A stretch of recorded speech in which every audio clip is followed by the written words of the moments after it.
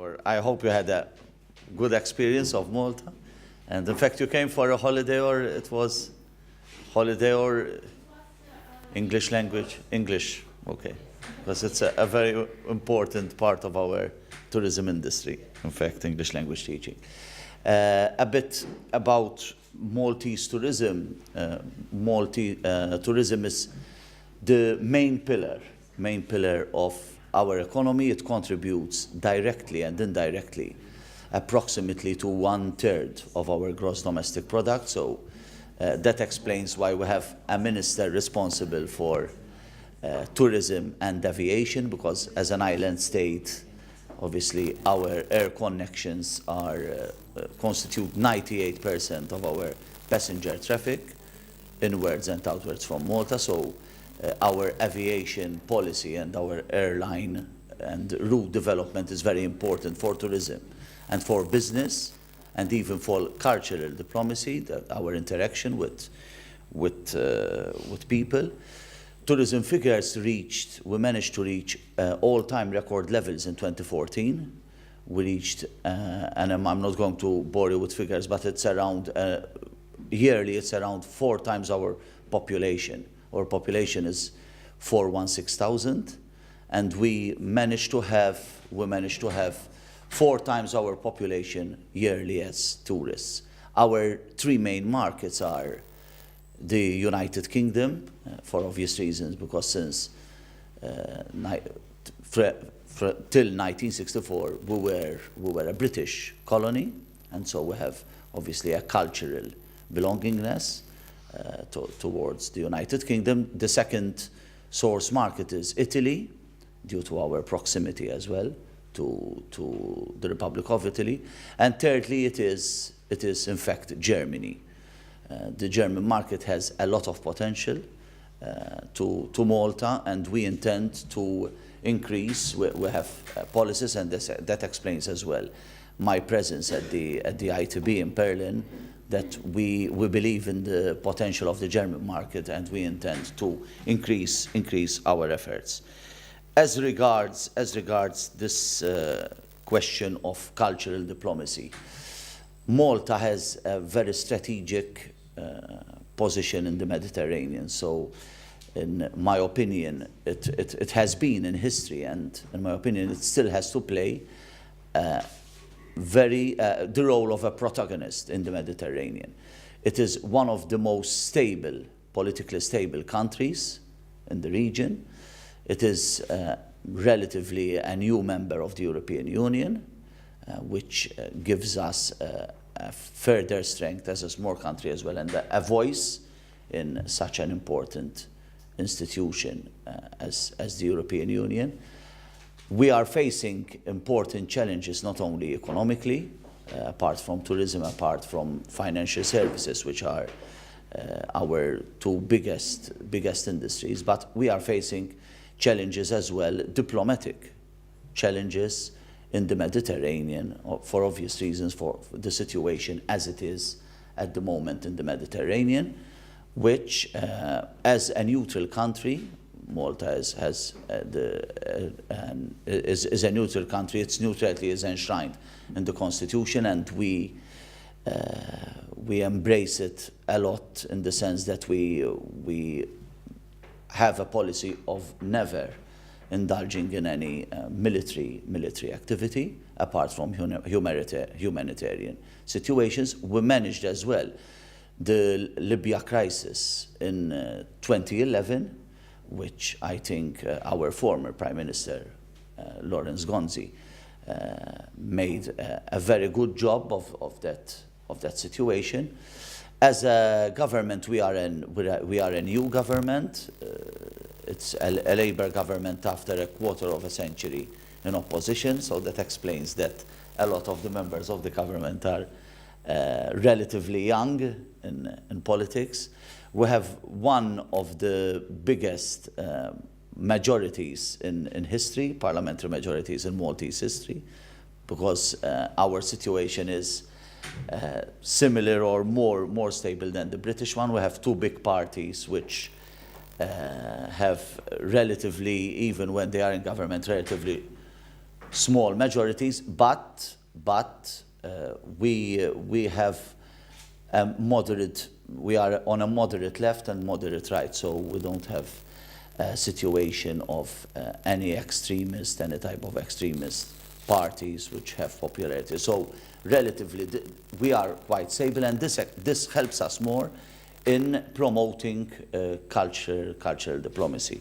And I extend an invitation straight away to this institute, so that we can organize a good event in Malta, and I extend the help of my ministry as well, as far as promotion is concerned.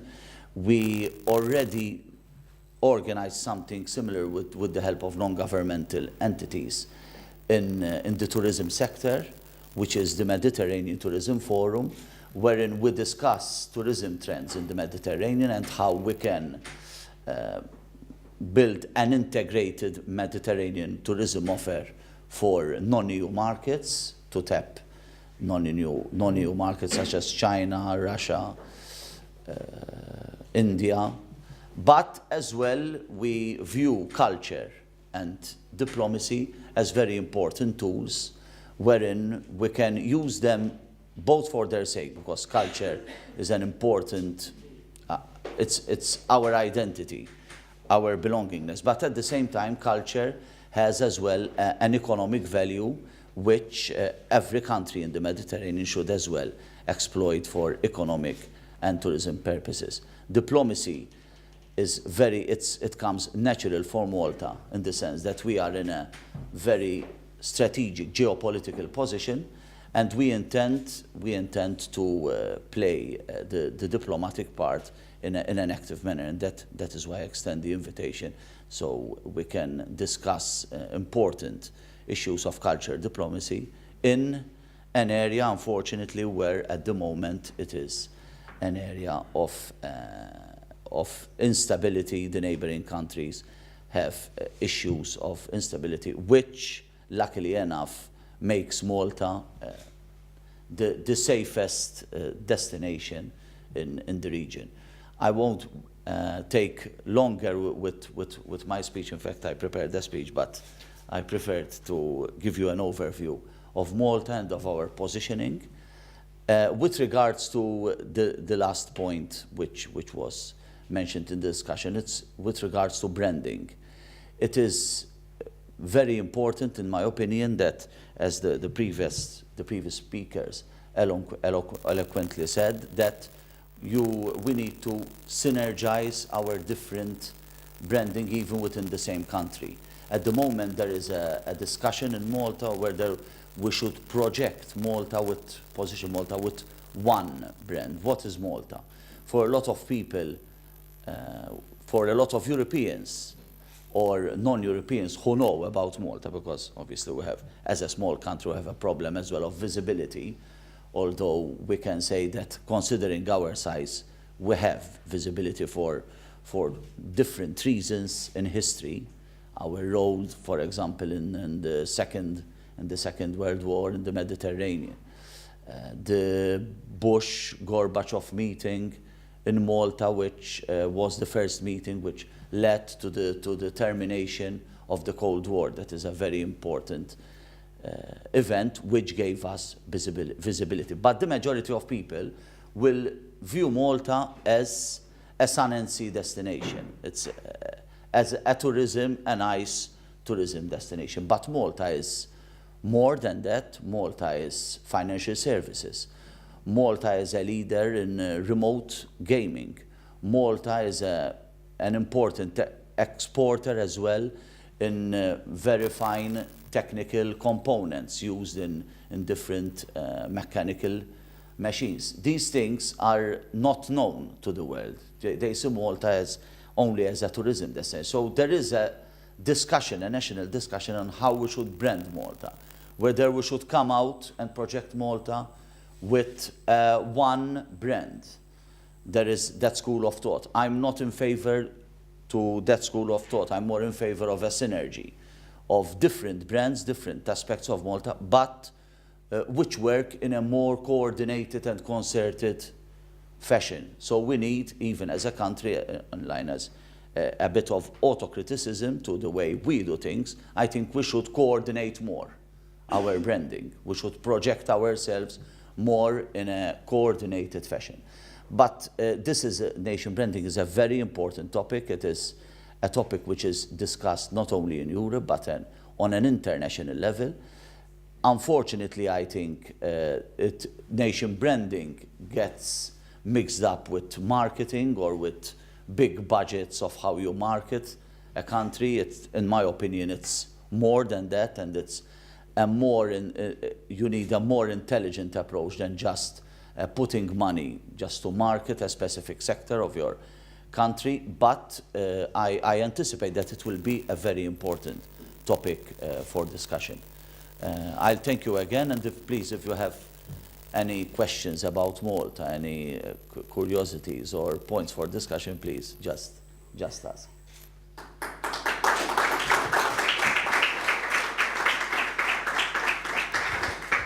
Well, thank you very much, Minister, for the excellent presentation. I'm sure you've inspired some questions and comments. I would ask you to please raise your hand, and if you could also be so kind as to tell us where you're from. I think that would be interesting for the Minister as well. I'm Valeria, I'm Italian, and please do not criticize my English because I've studied English in Malta. I was going to tell you I have good English. No, I just have this question. Don't you think that you can change the brand of Malta, taking a more responsible role in managing the migration crisis of Mediterranean?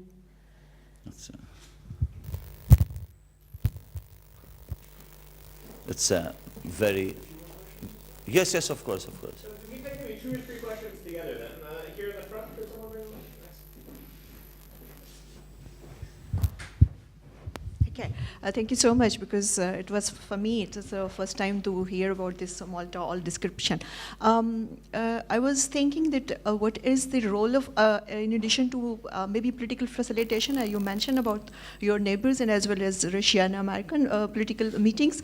What is the basic economic competitiveness of Malta, which brings it on the international financial markets?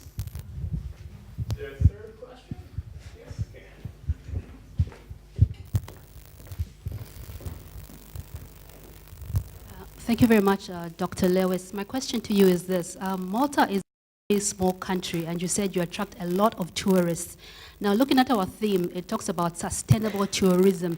So what are you doing to manage these many people coming into your country to preserve your environment? Thank you. Very good question.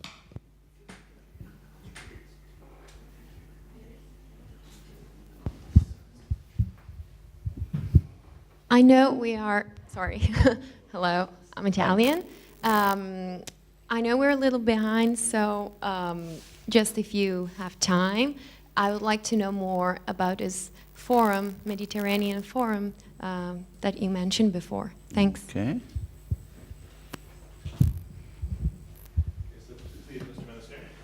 Okay. It's okay. The first question is regarding migration problems. Obviously, this is a common problem for Malta and a big problem for Italy as well. It is a problem which both Malta and Italy share a common front with regards to the European Union. We believe that the migration issue is not a problem of Malta and Italy alone, but it is a problem of the European Union. The European Union helps as well financially and with certain resources of surveillance and even intake of migrants, but in my opinion, it's never enough. The problem has become bigger. We are anticipating as well that probably there will be a different type of migration, not only economic migrants. At the moment, we have the majority are economic migrants. They are people who are so desperate in their country that they wish not particularly to come to Malta, but they wish to come to Europe, to mainland Europe, for a better future. We do our best. Obviously, the best at times it's not enough, and we receive criticism. Malta, as much as Italy, that we don't give the best treatment possible to the migrants. Obviously, it's a question of as well of our limited resources. Malta, what is Malta doing? Malta has been pushing diplomatically in the EU institutions and our different prime ministers for more burden sharing and for an automatic situation wherein we don't have to make pleas or request. It is a problem which is practically every year now. I mean, Italy has been, and through the intervention of Italy, to a certain extent, in Malta, the situation got a bit better. But it's still a problem of Southern Europe, which we have to tackle. We don't have easy solutions, and we don't have any solutions which will solve this problem overnight, because it is something beyond the control of Malta and beyond the control of Italy. We're anticipating a situation which will get worse when and if, unluckily, the situation in Libya will produce as well a situation of now not of economic migrants, but also of refugees, of war refugees. So we are prepared for the situation as Italy. We collaborate in a very good manner with the Italian government, and we are pushing diplomatically that we receive the best help and the most adequate help possible from the European Union and from the international community as well. That is the first question. The second question is with regards to your question with regards what makes us competitive, or how we are competitive internationally. That's a very good question, because Malta is a country without any resources apart from human resources. I believe that we are competitive because we are different from other Mediterranean countries, in the sense that we have what I can say is British discipline. We got a lot from the British, in the sense that we have a good workforce, a skilled workforce, a workforce which responds to the demands of the market as well. For example, I can give you a specific example. We have a very good, in the aviation sector, we have very good MROs, maintenance and repair company. One of them is Lufthansa Technik, which it's in the organization, 98% of the workers are in fact Maltese, in a sector which requires very specific skills.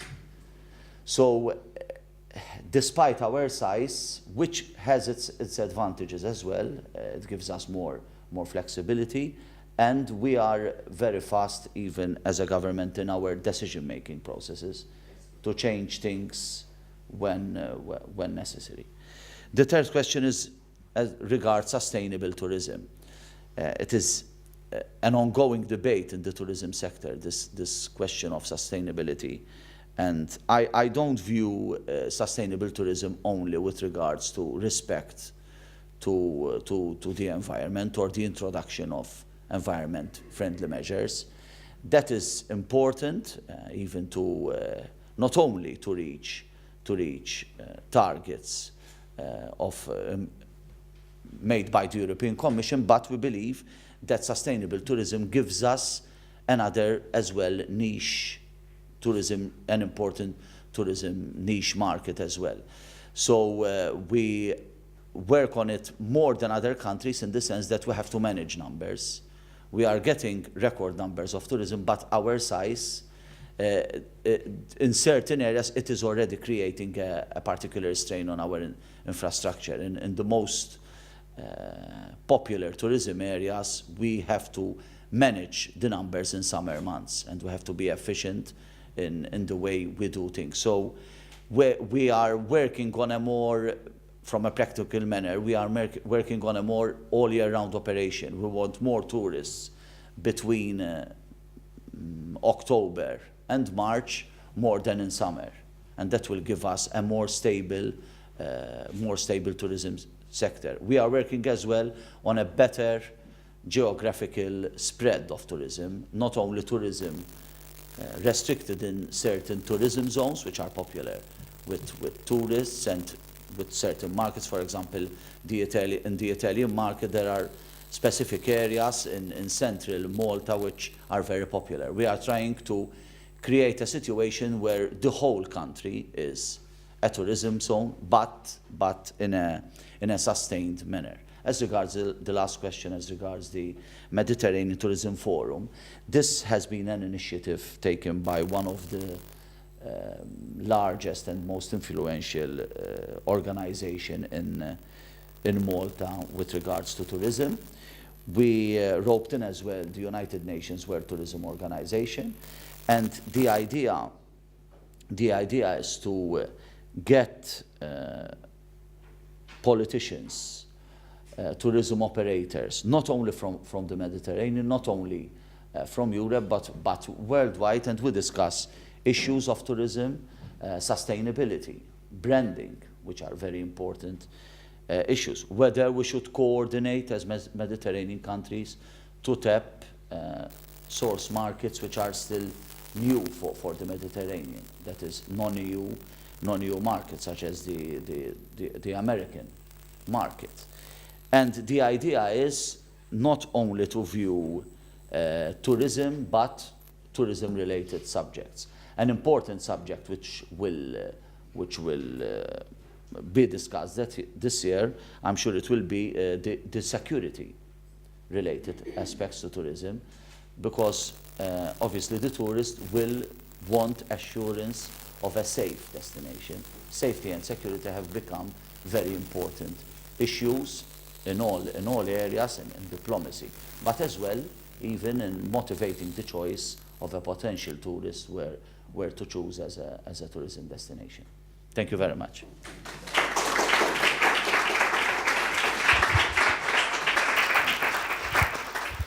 No, thank you very much, Mr. Minister, for an excellent presentation, as well as for taking the time to respond to the questions and the comments of the audience. Could we just take one photo maybe before you leave the stage, if my colleague can come, and then hopefully we will see each other again in Malta. Yes.